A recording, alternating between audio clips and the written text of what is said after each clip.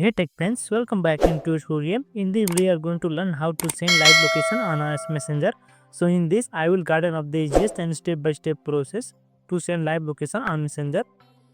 So let's dive into our video. First of all, open your messenger application on mobile device.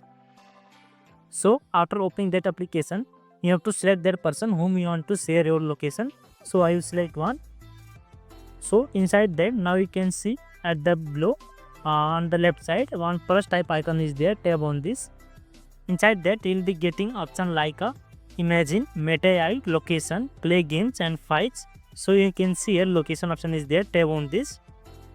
Yeah, inside that it's asking for turn on your location. So I will turn on this. Yeah, at the below it's asking for start sharing live location for 60 minutes. So you have to tap on this. So you have to select your location. So I will search the location which one I am to share. So I will select this. Yeah, now you can see here I share my location to that person whom I want to share that live location. So in this way you can send the live location on messenger.